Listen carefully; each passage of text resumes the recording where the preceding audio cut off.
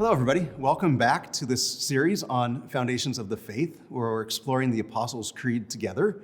This is our second week together, and I'm so glad that you're joining us.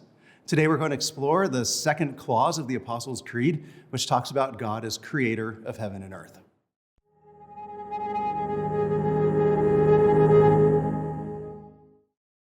When I say a phrase like creator of heaven and earth, I'm betting there's a lot of ideas that come to your mind.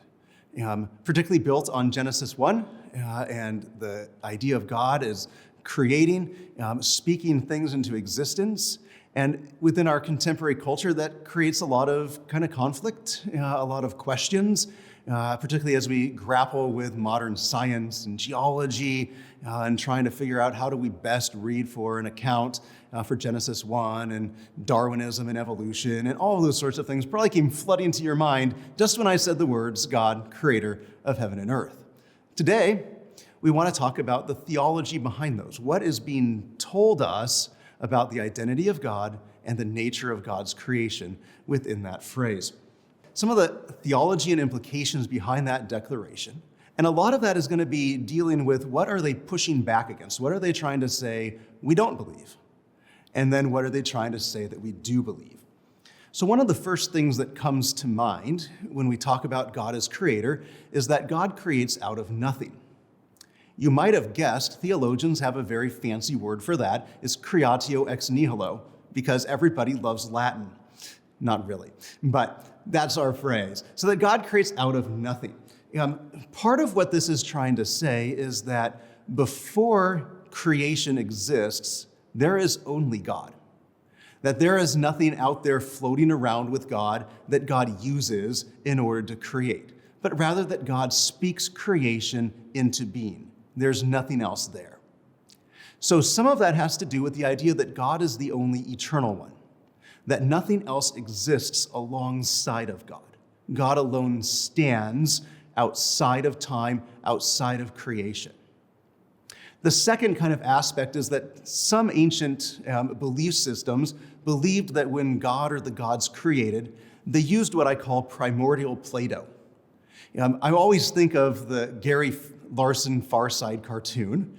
I like a lot of them. But in one particular, there's God. He's got the long white beard, and he's rolling out snakes out of Play-Doh. And God's like, boy, these things are sure easy to make. Don't think that when you think creation out of nothing. So the idea is that God just simply speaks it into existence, and there's nothing else that God has to use in order to bring creation into being. This then has a distinct implication. So if God is good and God creates the world, then creation itself is good also. We see this being repeated multiple times in Genesis, that God saw after each day and saw that it was good, and then with humanity that God sees that we are very good. And so this tells us, right, that creation, and by implication humans, we're not mistakes. That we didn't just happen, but that God intentionally speaks us into being. So that creation is good, and that humanity is a good creation. This also tells us that creation is not something that we have to be saved from, but that creation is something that we're saved in the midst of. So we're not about we have to escape from this world, but that God is using us as agents to then bring restoration and recreation into this world so that it reflects back what God's original design is. So one of the distinct aspects of early Christianity is that they had to combat different false sets of teachings. One of the principal ones is what we call Gnostics. So Gnosticism is a grouping of different kind of systems that shared together an idea or a sense of where the world came from.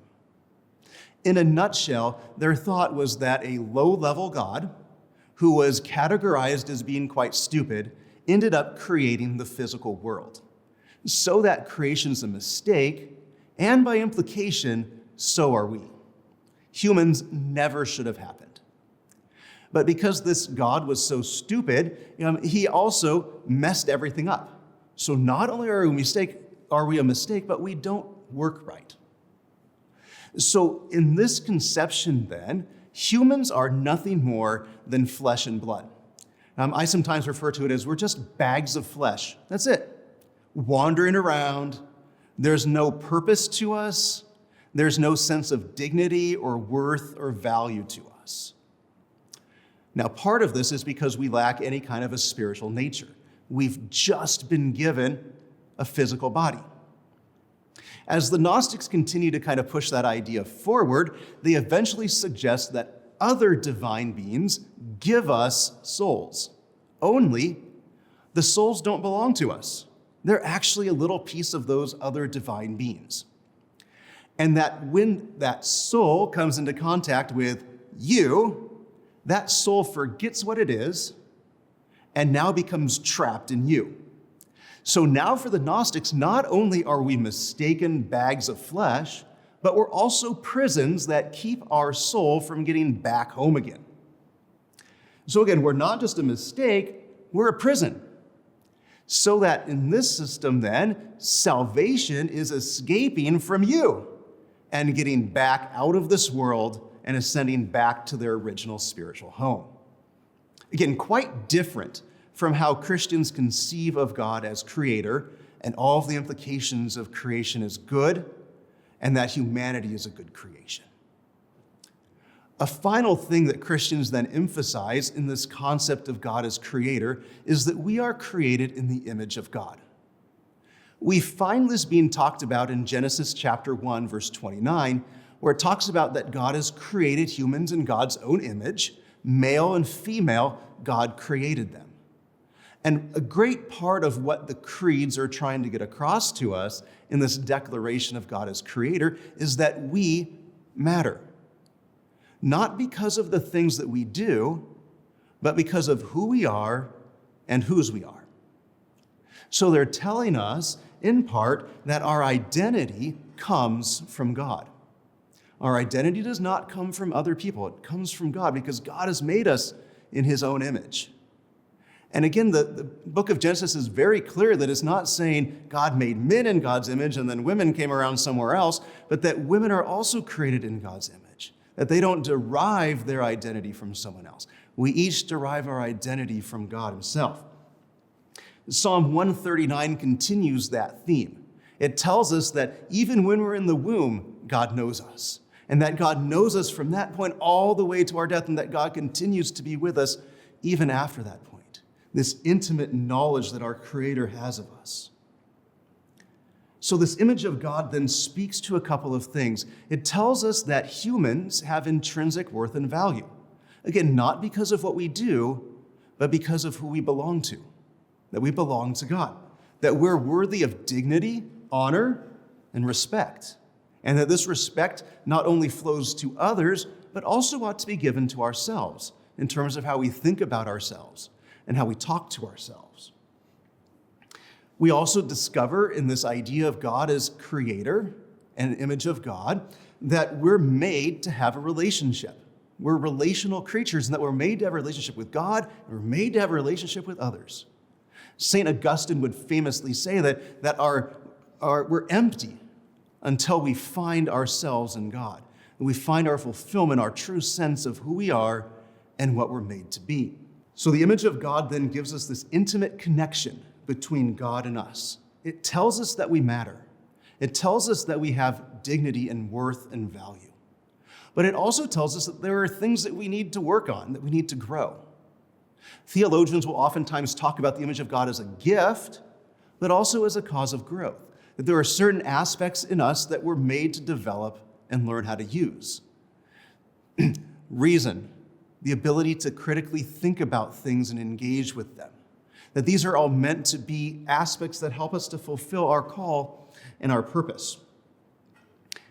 A final aspect that I would want to note on the image of God is that it allows us to see ourselves as we truly are. And to then ask the question, am I the me that I ought to be? As I look at myself and accurately kind of evaluate who I am, is this what I should be? And if not, then to start thinking about what steps we need to take to kind of live out what it is to be made in that image of God. So we see a lot of, I think, very powerful images when we talk about God as creator, that humans have purpose and dignity and value, that we're not mistakes, and that we're not only defined by the things that we do, but that we're defined by who it is that created us. So with that, then, we finish the first clause on God the Father. The next one, we want to talk about Christ the Son.